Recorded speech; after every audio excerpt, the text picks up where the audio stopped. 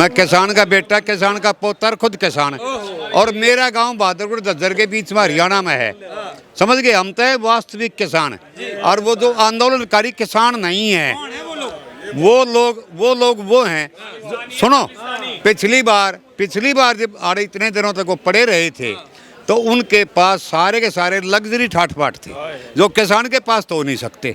और किसान को इतना टाइम भी नहीं होता कि इतने लंबे टाइम तक अपने खेत को छोड़ कर और कहीं बैठ जाए। और इन लोगों को, कांग्रेसी हो चाहिए वो आलतू फालतू जितने भी लोग हैं, इनका कोई काम नहीं है। इन लोगों को सिर्फ किसी न किसी को भड़का दो। जाट आंदोलन होता तो हम जाटों के साथ हैं, अगर मराठे आंदोलन करे मराठों के साथ हैं, आज उसके साथ हैं। लेकिन कभी इन्होंने आज तक अपने मुंह से ये नहीं कहा कि हम भारत के साथ हैं, हम हिंदू के साथ हैं। अगर कभी भी कहा हो इन्होंने तो ये देखो, खैर आप अपने नंबर पर बोलियो और जो मर्जी वो कहियो।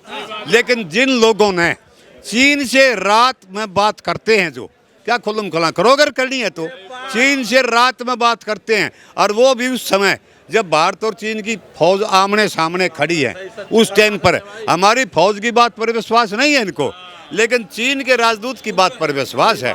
और वो बातें बोलते हैं हमेशा जिसको या तो पाकिस्तान को अनुकूल आती हैं या चीन को अनुकूल आती हैं। और अंतर्राष्ट्रीय स्तर के ऊपर वो चीन और पाकिस्तान इनकी बातों का हवाला देकर और अपने प्रमाण बना लेते हैं।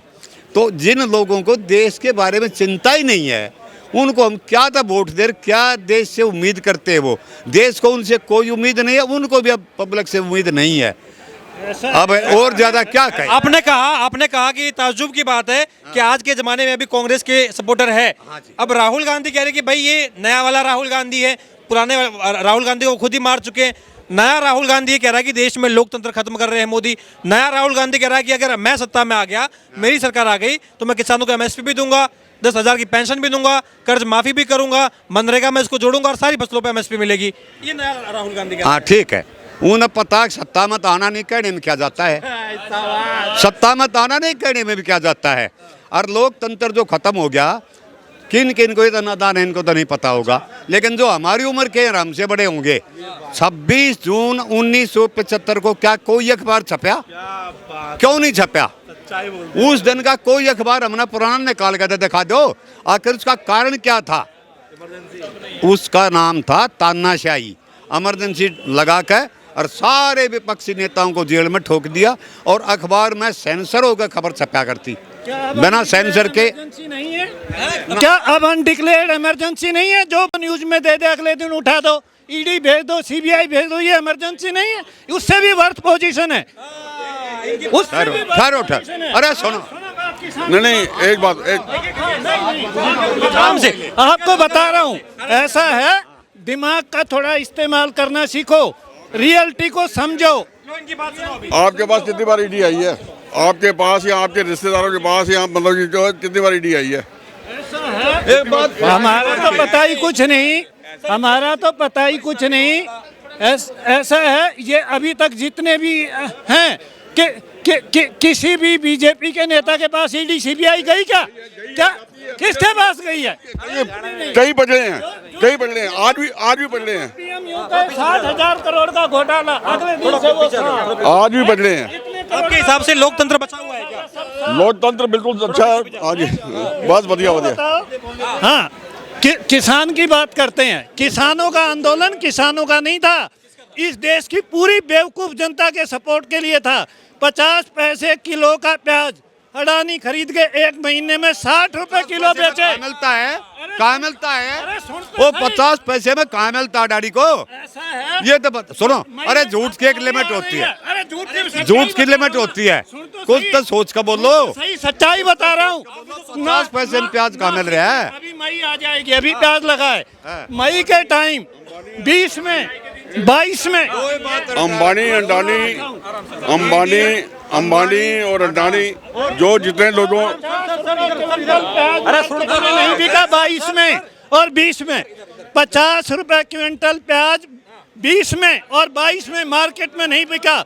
नासिक में किसान फ्री छोड़ के चले गए, और अरे ये न्यूज के सुनो ये कह रहे हैं महंगाई मई 20 की न्यूज उठाओ, सुनो मई 22 की सुनो न्यूज सुनो उठाओ, सुनो सुनो अखबार पढ़ा ये करो, ना की खबर जानो। ये किसी को बोलने तो देंगे नहीं। वही प्याज अरे मैं सुन रहा हूँ वो बोल रहा हूँ वही प्याज क्या पब्लिक ने 60 से 70 रुपए किलो 1 महीने बाद नहीं खरीदा, किस आदमी ने नहीं खरीदा?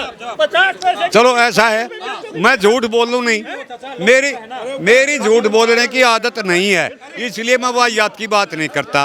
अगर भाई 50 पैसे का प्याज मिलता है भाई फिर 70 रुपए किसान खरीदता है, हम भी सारी चीजें खरीदते हैं। अरे हम भी कुणबाती आदमी हैं, इन्हीं घरों में रहते हैं, सब कुछ खरीदते हैं और किसान की जो चीज है।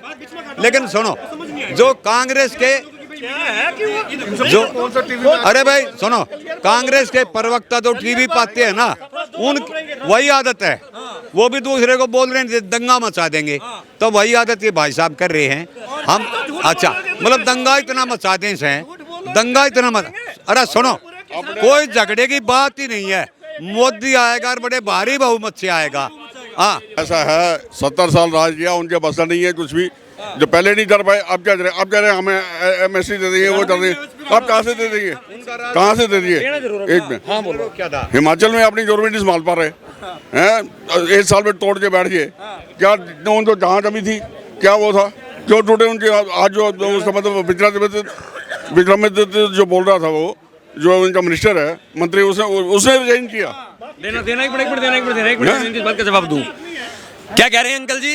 अंकल जी क्या कह रहे हैं कि लोकतंत्र नहीं बचा, यही कह रहे हैं ना? इनसे पूछो मोदी ने कौन सी इनकी खाट के नीचे आग लगा दी, क्या कर दिया मोदी जी ने लोकतंत्र को? कौन सा इनका गला घोट दिया? मैं ये बड़ा आरोप है, जवाब दूंगा।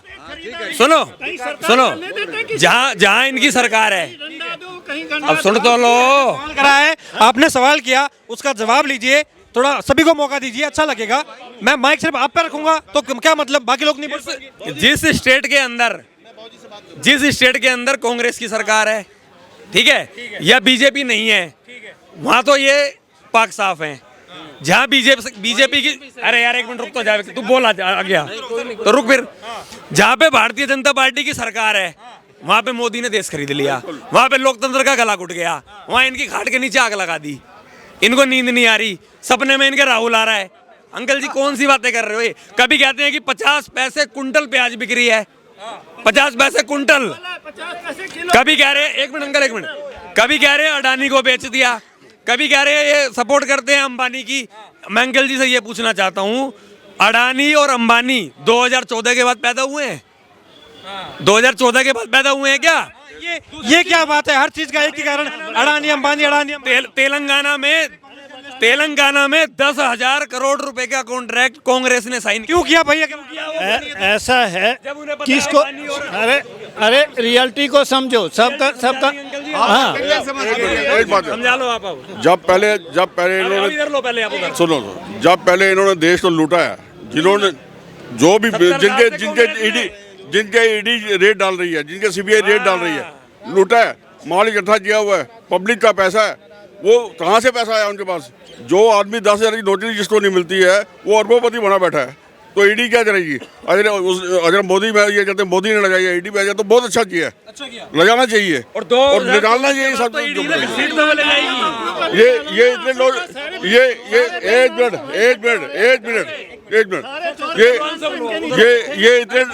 ये इतने लोग जो यहाँ घूम रहे हैं, अनएम्प्लॉयड है, कोई मतलब रोजी ढूंढ रहा है, कोई वो ढूंढ रहा है, इनके पास काम मिल नहीं है, और उन्होंने 1.5 साल 300 500 करोड़ रुपये मिल रहा है, किस लिए जमा किया हुआ है? कहाँ से आया पैसा वो? ठीक है। अच्छा, आप कह रहे थे ये बार ये कह रहे हैं कि भाई अडानी अंबानी की सरकार आ गई है, गरीब आदमी मर रहा है मोदी की सरकार में।